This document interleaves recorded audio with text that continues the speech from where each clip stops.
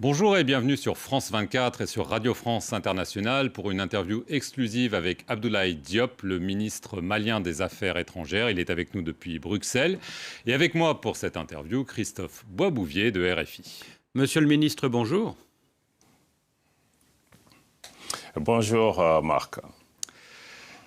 Monsieur le ministre, suite à l'annonce par le Danemark du retrait de ses troupes spéciales du Mali, le ministre français des Affaires étrangères, Jean-Yves Le Drian, a dénoncé, je le cite, des mesures irresponsables prises par une junte, à nouveau je le cite, illégitime.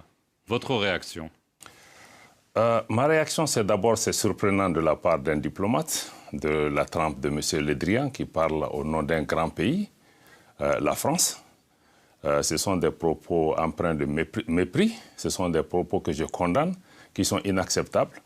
Et je crois que les insultes ne sont pas une preuve de grandeur. Il est bon que M. Le Drian comprenne que ce ne sont pas les insultes qui règlent le problème entre nations, que ce que nous attendons de la France, grande nation, qu'elle puisse avoir une attitude constructive, moins agressive, moins hostile et moins empreinte de mépris vis-à-vis des autorités maliennes qui incarnent aujourd'hui la souveraineté de notre pays. Alors, on va revenir sur Takuba, mais tout d'abord sur Paris. Vous parlez de mépris, vous parlez d'insultes. Alors, une question simple, enfin plusieurs questions simples. Est-ce que vous allez exiger des excuses de Paris? Est-ce que vous songez, par exemple, à prendre des mesures telles que le rappel de votre ambassadeur en France ou convoquer l'ambassadeur de France à Bamako? Le Mali n'exclut rien de la table si la souveraineté et le peuple malien ne sont pas respectés. Nous ne demandons pas des excuses à Paris, nous demandons que Paris nous respecte en tant que pays. Nous respectons la France, nous respectons le peuple français. D'ailleurs, il n'y a pas de problème entre les peuples français et les peuples maliens, mais l'attitude des autorités françaises doit changer pour prendre en compte cet élément, qu'il y a des autorités responsables au niveau du Mali et que seul un engagement avec ces autorités permet de gérer leur présence au Mali. Et cette présence doit répondre aux intérêts supérieurs du Mali. Et nous sommes en train de revoir plusieurs accords et traités de défense pour nous assurer que ces traités ne violent pas nos dispositions constitutionnelles, ne violent pas la souveraineté du Mali et prennent en compte l'intérêt des Maliens. Si ce n'est pas le cas, le Mali n'hésitera pas soit à dénoncer, soit à demander un réajustement de ces différents traités. Nous sommes conscients que certains de ces arrangements ont été conclus par le gouvernement précédent. Il y a la continuité de l'État, mais rien ne saura être au-dessus de l'intérêt supérieur des Maliens, que le président Goïta et le gouvernement sont disposés désormais à assumer et à s'assumer pleinement. Et nous souhaitons que la France et d'autres partenaires inscrivent aussi leur action par rapport à cela. Et je salue d'ailleurs la décision sage des autorités danoises de retirer leurs forces sans plus d'acrimonie, et nous sommes disposés à continuer le dialogue avec l'ensemble de nos partenaires pour la sécurisation du Mali et la stabilité de l'ensemble de la région. Alors ce vendredi, monsieur le ministre, c'était chez nos confrères de RTL, le ministre français Jean-Yves Le Drian est revenu à la charge, si j'ose dire, en disant que désormais c'était la rupture du cadre politique et du cadre militaire. Nous ne pouvons pas rester en l'état, a-t-il dit. On va voir comment on peut adapter notre dispositif en fonction de la nouvelle situation. Je crois que M. Le Drian doit comprendre que l'engagement avec le Mali ne doit pas se faire à travers les médias et que si ce type de questions sont en discussion, nous sommes tous des diplomates, il y a des canaux pour pouvoir discuter de ces questions.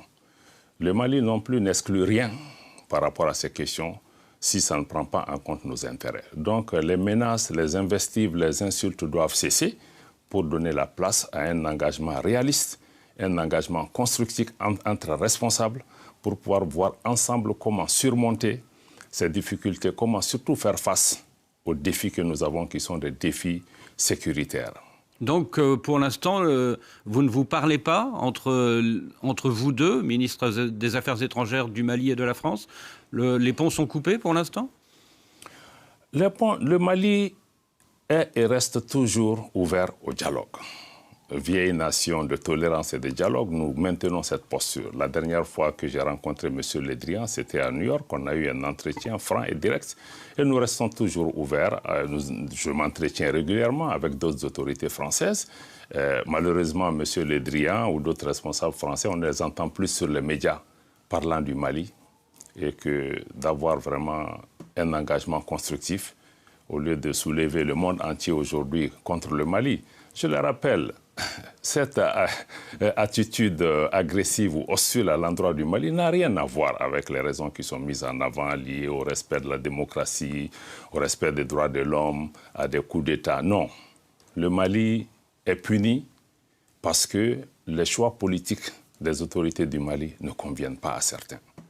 Et je crois que nous devons pouvoir sortir de ça parce que même les coups d'État dont on parle, la France applaudit des coups d'État quand ça va dans le sens de ses intérêts, elle condamne quand ça va dans le sens contraire de ses intérêts. Non, cette politique des 2 poids 2 mesures aussi doit cesser. Vous pensez au Tchad ? Je ne pense absolument rien. Et il y a eu beaucoup de pays où il y a eu des situations, il y a eu des politiques de 2 poids 2 mesures, et de la France et même de nos organisations africaines. Monsieur le ministre, concrètement, vous avez demandé il y a peu de temps la révision de l'accord de défense avec Paris. Est-ce que vous avez reçu une réponse ? Et si cette réponse n'est pas satisfaisante, est-ce que vous êtes prêt, donc, comme vous semblez l'indiquer, à dénoncer cet accord de défense avec la France ?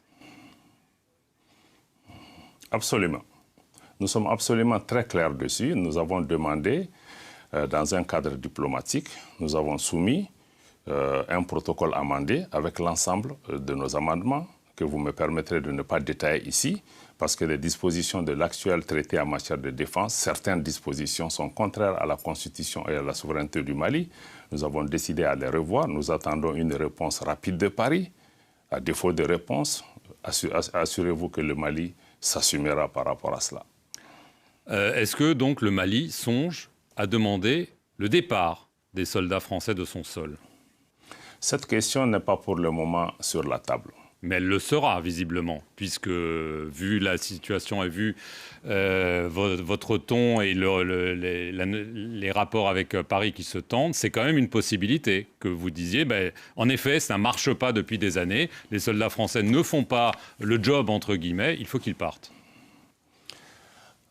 Ce qui est sûr, c'est que pour le Mali, si une présence à un moment donné est jugée contraire aux intérêts du Mali, nous n'hésiterons pas à nous assumer. Mais nous n'en sommes pas là. Qu'est-ce que vous répondez à Jean-Yves Le Drian qui dit qu'il faut rester digne au regard des 53 soldats français tombés au Mali ? Je demanderai à M. Le Drian de rester digne aussi parce que avant, nous reconnaissons les sacrifices des soldats français. L'intervention française qui a été décidée au Mali a été faite dans un bon état d'esprit d'aider notre pays. Nous apprécions cela. Nous apprécions tous les concours qui ont été faits dans ce cadre-là. Mais aussi, on doit comprendre qu'avant que la France ne vole le secours du Mali, le Mali et les Africains aussi sont venus mourir ici en Europe pour la libération et la liberté de ces pays. Donc nous avons tous des dettes de sang les uns envers les autres. Mais essayons de dépasser cela et de bâtir des cadres qui nous permettent vraiment de répondre aux solutions et pas à travers des dictats, des menaces, des invectives. Je crois que ça se fera seulement dans le cadre de nos intérêts mutuels, dans le cadre du respect dû à chacun, mais qu'on arrête cette mobilisation, toute cette campagne de dénigrement contre les autorités maliennes. Nous ne sommes pas impressionnés par cela. Monsieur le ministre, vous nous avez parlé de la Russie parmi les partenaires du Mali. Or, il y a quelques jours, le général américain Stephen Townsend, qui commande AFRICOM, a affirmé le groupe Wagner, c'est-à-dire les paramilitaires et mercenaires russes. Le groupe Wagner est au Mali. Ils sont plusieurs centaines. Le monde entier le voit et cela nous préoccupe. Est-ce que vous confirmez ? Encore une fois, je ne suis pas plus impressionné. Vous savez, c'est la même Amérique, notamment à travers le général Colin Powell, qui, au Conseil de sécurité des Nations Unies, a montré des photos satellitaires et des preuves au monde entier qui nous ont tous convaincus que l'Irak dépose d'armes de destruction massive. La suite de l'histoire, vous la connaissez, elle était totalement fausse. Donc ce sont des mensonges ? Ça a été mené à ce pays, absolument. Et pourtant, le commandant américain d'Africom ajoute que Wagner bénéficie du soutien d'avions de l'armée russe pour son déploiement. Ce que je peux vous dire et que nous avons dit de façon constante, le gouvernement du Mali a fait un communiqué absolument très clair sur la question. La coopération avec la Russie est une coopération historique. Notre coopération avec la Russie est une coopération d'État à État. Le Mali ne s'adresse qu'au gouvernement russe qui répond à nos sollicitations avec une grande célérité, une grande efficacité. Les 7 derniers mois, les équipements et les fournitures qui ont été acquis via cette coopération n'ont jamais été, ce type d'investissement n'ont jamais été faits au cours des 15 ou 20 dernières années.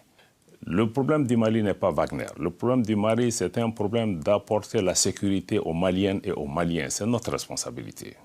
Et nous ferons tout ce qui est nécessaire, conformément à nos lois et conformément aux traités internationaux pour pouvoir répondre à cela. Et nous souhaitons que les autres qui sont en train maintenant de faire toute cette campagne autour de Wagner, qui prennent un peu de recul, qui viennent voir avec le Mali quel problème sécuritaire vous avez et quelle peut être notre contribution à pouvoir résoudre. Je pense que c'est ce dialogue que nous attendons de nos partenaires. Depuis le 9 janvier, Monsieur le ministre, votre pays est lourdement sanctionné par vos voisins de la CEDEAO. Mais dans un communiqué, hier, la CEDEAO dit attendre de vous un calendrier raisonnable et réaliste pour la tenue des élections. Elle ajoute que les sanctions seront levées progressivement sur la base de ce chronogramme et de sa mise en œuvre. Est-ce pour vous une petite ouverture? Cette politique des sanctions, il faut qu'on sorte de cela. Le Mali, ce dont nous avons besoin, c'est l'accompagnement, c'est l'écoute, c'est le dialogue, c'est la compréhension. Aujourd'hui, si les sanctions contre le Mali, qui sont les actions au-delà de la normale, étaient efficaces, il ne se serait pas passé ce qui est en train de se passer au Burkina. Monsieur le ministre, on comprend qu'il y a en effet un dialogue sur ce fameux chronogramme. Vous aviez proposé initialement 5 ans, puis 4 ans. Le président algérien, vous avez parlé de l'Algérie, Abdelmajid Tebboune, lui propose une transition qui dure 16 mois au maximum. Est-ce que pour vous, ça c'est une option viable, c'est un compromis possible, de façon très concrète? Nous restons ouverts pour pouvoir convenir de la période la plus appropriée et qui prenne en compte l'intérêt supérieur du Mali. Mais 16 mois, c'est possible. Qui prenne en compte les exigences. Je dis que toutes les options, nous sommes ouverts à examiner tout ça. Je ne peux pas, à votre micro, répondre à cette question. C'est l'objet des consultations qui sont en cours. Nous ne nous focalisons pas sur une durée de 16 mois, 2 ans ou 3 ans à ce stade, mais nous voulons qu'on regarde ensemble qu'est-ce qui est prévu, qui est important pour le Mali, qui est important pour le peuple malien, qui est sorti, qui a montré qu'aujourd'hui, on ne peut pas faire juste des élections et tourner le dos. Si on est d'accord sur ça, nous sommes ouverts. Si le temps que le Mali propose est trop long, si des partenaires dans la discussion arrivent à nous convaincre d'une durée moindre, il faut qu'on regarde quels pas les partenaires doivent faire pour aider le Mali à pouvoir faire les choses dans une durée relativement plus courte que ce qui a été demandé. Vous dites, Monsieur le ministre, que le coup d'État au Burkina Faso prouve l'inefficacité des mesures CEDEAO contre votre pays. Est-ce à dire que quand vous avez appris ce coup d'État lundi dernier, vous avez applaudi, vous vous êtes senti moins seul? Nous n'avons pas applaudi. Vous savez, toute rupture de l'ordre constitutionnel n'est pas normale. Et c'est des situations qui rappellent aussi, qui d'abord créent de l'inquiétude et de l'incertitude par rapport à l'avenir de ces pays. Mais en même temps, il faut comprendre que les coups d'État eux-mêmes viennent souvent des problèmes de gouvernance qui n'ont pas été traités ou qui n'ont pas été bien traités. Dans le cas particulier du Burkina, comme dans celui du Mali, qui est aussi emblématique de la situation de l'ensemble du Sahel, le traitement des questions sécuritaires et les réponses qui ont été apportées sont aujourd'hui des questions qui préoccupent nos populations. Nos populations sont exaspérées par cette insécurité qui ne fait que grandir et demandent des résultats au pouvoir politique, demandent des résultats aux militaires. Je ne suis pas fondé de donner une appréciation sur ce qui se passe au Burkina. Je fais confiance au génie du peuple burkinabé pour pouvoir apporter des réponses. Nous sommes un voisin, nous demeurons solidaires du combat du peuple burkinabé, mais notre préoccupation, c'est de répondre aux besoins des Maliens. Nous restons ouverts à cheminer avec l'ensemble des peuples de la région. et de l'ensemble des peuples africains qui partagent notre vision. Alors, est-ce que vous avez pris attache avec les militaires désormais au pouvoir à Ouagadougou? Est-ce que, par exemple, les colonels Goïta et Damiba se sont parlé? Personnellement, je n'ai pas d'informations à ce niveau, mais le Mali parle à tout le monde. Nous parlons à tous nos frères, quelles que soient les conditions dans lesquelles ils se trouvent, parce que nous partageons les mêmes frontières, nous avons des destins communs, et nous pensons que seulement c'est dans le dialogue et la concertation que nous pouvons trouver des solutions, loin de nous toute idée de donner des leçons à qui que ce soit. Et d'un mot, Monsieur le Ministre, il nous reste quelques secondes. Pensez-vous qu'après ce troisième coup d'État dans un pays de la CEDEAO, eh bien, cette CEDEAO, va devoir changer d'attitude à votre égard? Nous l'espérons. Nous l'espérons, parce que c'est ce que nous essayons d'expliquer. Nos organisations, la CEDEAO ou l'Union africaine, ils doivent changer de logiciel de notre point de vue, qu'on doit sortir un peu de ces manuels, de ces playbooks qui disent un peu quand il y a un coup d'État, bon, on sort, on condamne, on fait un sommet extraordinaire, on donne 5, 6, 7 mois. Les situations sont différentes, les problèmes sont différents. Et qu'on prenne le temps de regarder, qu'on regarde seulement qu'il n'y a pas que les coups d'État à gérer. Il y a des changements anticonstitutionnels qui se passent dans nos pays où nos organisations restent les bras croisés. Elles ne font rien pour faire face à cela. Et aujourd'hui, c'est ce même traitement de la géométrie variable qui pose problème. Donc nous devons évaluer l'ensemble de nos dispositifs de réponse à ces changements anticonstitutionnels, coup d'État militaire ou coup d'État civil, pour pouvoir apporter des solutions. Soyons à l'écoute des populations. Dans le cas du Mali, nous avons vu les populations qui sont sorties massivement pour rejeter cette politique de la CEDEAO. Nous avons vu aussi dans l'ensemble des capitales, beaucoup de pays africains, la jeunesse est sortie pour dire ce qu'elle veut. Prenons le temps nécessaire d'écouter nos jeunes, prenons le temps d'écouter les préoccupations de nos populations et de trouver entre Africains les moyens nécessaires. Et nous dénonçons encore une fois aujourd'hui l'instrumentalisation de nos organisations régionales à d'autres desseins inavoués, qu'on laisse les Africains eux-mêmes trouver les moyens, des solutions africaines à nos problèmes. Et nos partenaires sont toujours les bienvenus. Mais je crois que leur contribution n'aille pas au-delà, parce qu'ils ne sont pas membres de ces organisations. Merci, Monsieur le Ministre, d'avoir répondu à nos questions. Et merci à vous de nous avoir suivis sur nos deux médias, France 24 et Radio France Internationale.